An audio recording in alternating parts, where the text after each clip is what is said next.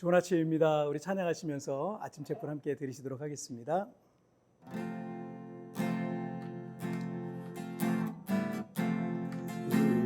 우리는 주의 백성이오니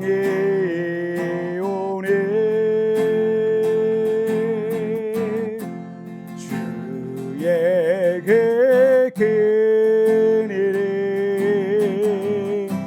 선포하네다.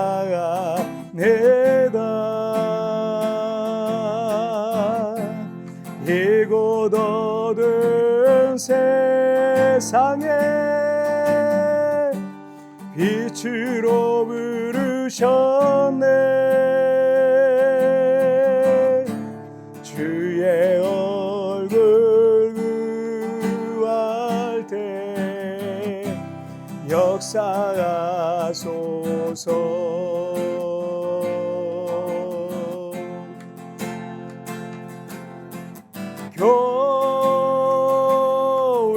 교회를 세우시고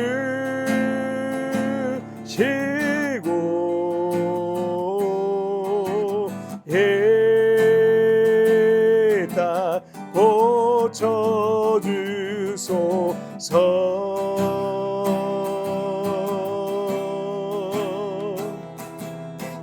주님 나라 임하시고 주 뜻 이루어지이다.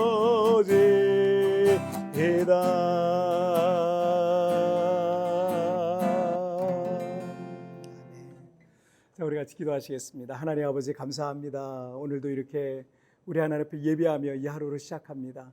날마다 말씀하신 하나님, 그 말씀으로 우리의 영과 마음이 깨끗해지고 거룩해지게 하여 주시고 하나님의 선한 뜻을 분별해서 그 뜻대로 순종하며 살아가게 하여 주옵소서. 감사하며 예수님의 이름으로 기도하옵나이다. 아멘.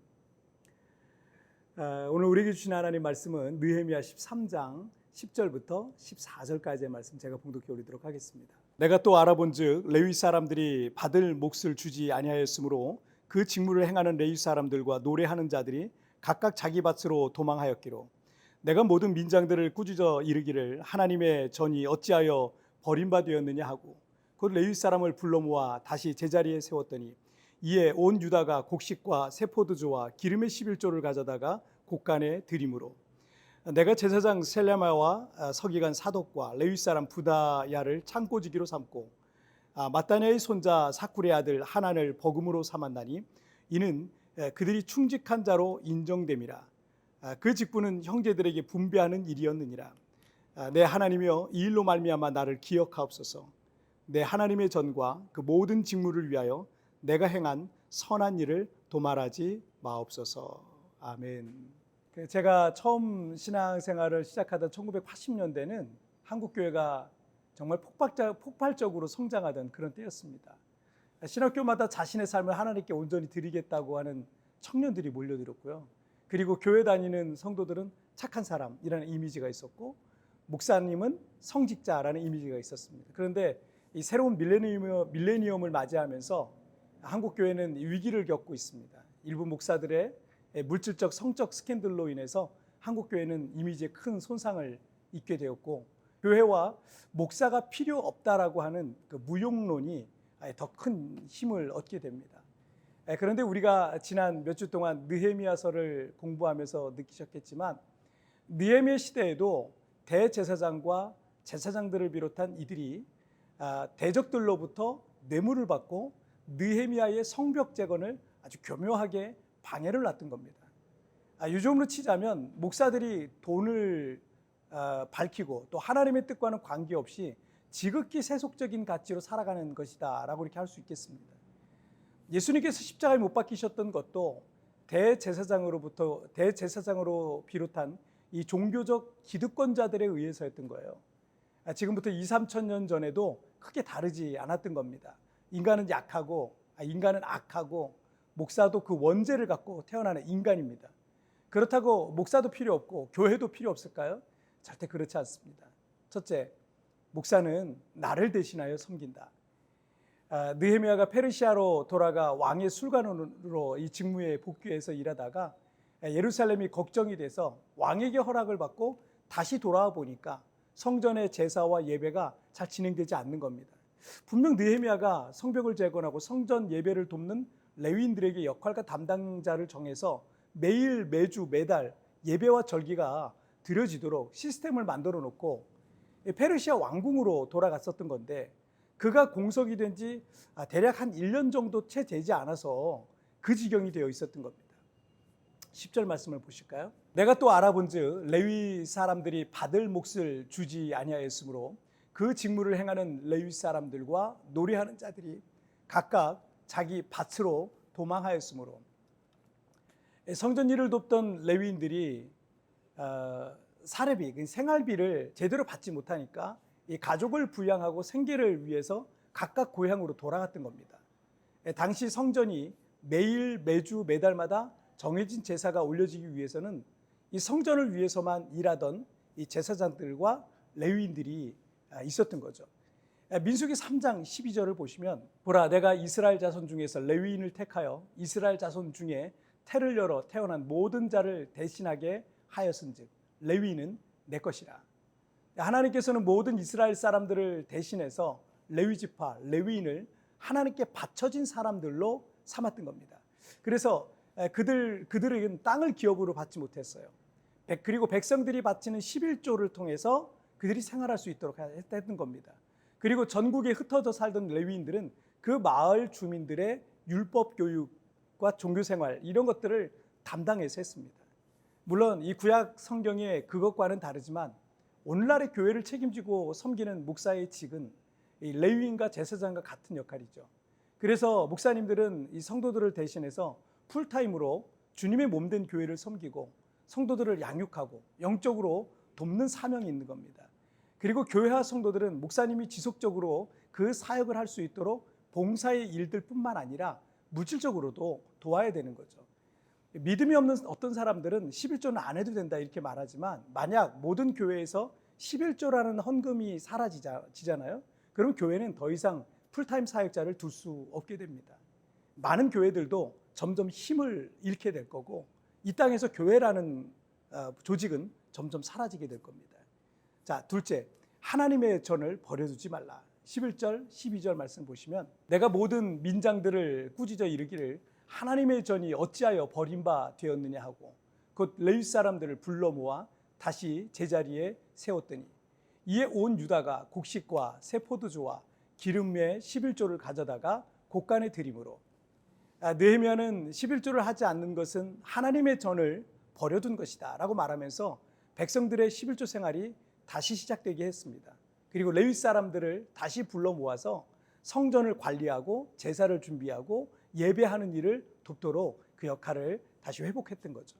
자, 그리고 13절 말씀을 보시면, 내가 제사장 셀레메와 서기관 사독과 레위 사람 부다야를 창고지기로 삼고 마타냐의 손자 사꿀의 아들 하난을 버금으로 삼았나니 이는 그들이 충직한 자로 인정됨이라. 그 직분은 형제들에게 분배하는 일이었느니라. 백성들의 11조를 보관하던 커다란 창고가 텅텅 비었을 때 거기에 성벽 재건을 반대하던 느헤미야를 괴롭혔던 이 암몬 사람 도비아가 그 창고를 자기 방으로 사용했던 겁니다. 대제사장이 내줬죠. 그 창고가 비어 있으니까. 이스라엘 공동체의 악의 축이며 암적 존재가 바로 그 도비아라는 사람인데, 그에게 이런 일을 한 거예요. 느헤미야는 그 방에 있던 도비아의 모든 살림살이를 밖으로 내던지고 그곳에 백성들의 11조를 다시 채웠습니다. 그리고 제사장 셀레미야와 서기관 사독과 레위 사람 부다야를 창고지기로 삼고 하난이라는 사람은 버금, 어시스턴스죠.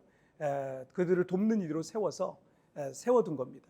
그들의 역할은 백성들의 11조를 잘 관리해서 제사장과 레위인들에게 생활비, 사례비가 제대로 잘 분배되어서 그들은 성전의 제사를 지속적으로 드리게 하고 성전 일을 전담해서 풀타임으로 살도록 했던 거죠. 우리나라에서 목사가 되려면 적어도 대학원까지 졸업하고 또 몇 차례 시험을 통과해야 가능합니다. 물론 작은 몇몇 교단들 중에는 이런 절차를 무시하고 몇 개월 만에 혹은 그보다 더 낮은 기준으로 자체적으로 이 자격을 주기도 하는 좀 상황들이 있죠. 만약 어떤 목사 후보생들이 높은 연봉과 사회적 대우를 위해서 목사가 되려고 한다면 절대 목사가 되어서는 안 됩니다. 그런 목사 후보생이 있다면 목사 되려는 걸 막아야 돼요. 일찌감치 다른 직업을 찾는 게 좋습니다. 95% 이상 대부분의 한국 교회는 그 정도의 재정 구조가 안 됩니다. 안타까운 현실이지만 쿠팡 같은 물류회사에서 단순 노동을 하는 게 연봉이 아마 더 높을 겁니다. 며칠 전 세부에 잠시 다녀가셨던 이 한국의 어떤 집사님께서 제게 카톡으로 이렇게 말씀하시더라고요. 이민 사회가 쉽지 않을 텐데 오랫동안 신실하게 자리 지키고 예배해 주심을 감사드립니다. 뭐 이런 감사 인사를 전하셨는데, 그래서 제가 그렇게 말씀드렸어요. 목사는 잘 먹고 잘 살 장소를 따라 살지 않고 하나님의 부르심과 사명이 있는 곳에 살 때 하나님께서 가장 기뻐하십니다. 저는 저를 부르신 소명과 사명의 자리에 있어서 감사할 뿐입니다. 라고 평소에 그 생각을 답장으로 드렸습니다. 여러분, 느헤미야 시대 백성들이 11조 생활이 중단되고 성전의 레위인들은 각자 살 길을 찾아 떠나서 하나님의 성전이 버려졌습니다. 그리고 그 창고가 비어버렸어요. 여러분, 그 비어진 창고에 누가 들어왔나요? 도비아가 들어왔어요. 이스라엘을 가장 괴롭히던 암적인 존재예요. 여러분 그게 어떤 곳이 비어버리면요, 그게 오히려 다른 것들이 채워집니다. 그래서 그것이 하나님이 원치 아니하시는 그런 것들이 채워질 수 있어요. 여러분, 교회 목사님들이 각자 살 길을 찾아 떠나면 교회도 문을 닫고 나와 우리의 자녀들 대대로 복음이 없는 인생을 살게 될 수도 있어요. 여러분, 교회에 목사님들이 필요합니다. 여러분, 두 가지 꼭 기억하셨으면 좋겠어요. 첫째, 목사는 나를 대신해서 섬긴다. 둘째는 하나님의 전을 버려두지 말라. 자, 우리 같이 기도하실까요?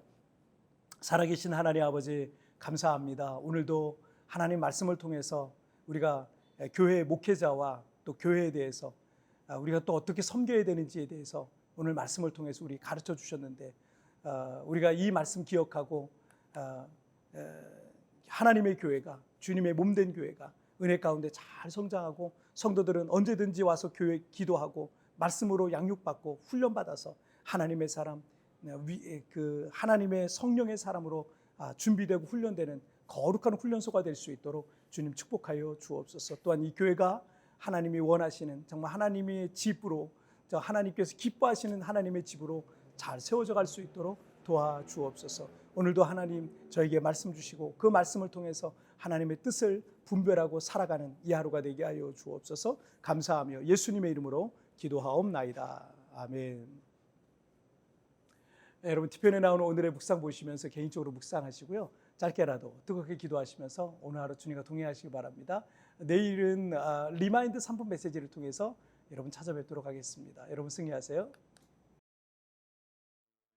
느헤미야 시대 백성들이 11조 생활이 중단되고 성전을 레위인들은 각자 살 길을 찾아 떠나 하나님의 성전이 버려졌습니다. 여러분, 교회에 목사님들이 각자 살 길을 찾아 떠나면 교회도 문을 닫고 나와 우리의 자녀들 대대로 복음이 없는 인생을 살게 될 것입니다. 우리에게 주신 교회와 목회자에 대해 묵상해 봅시다.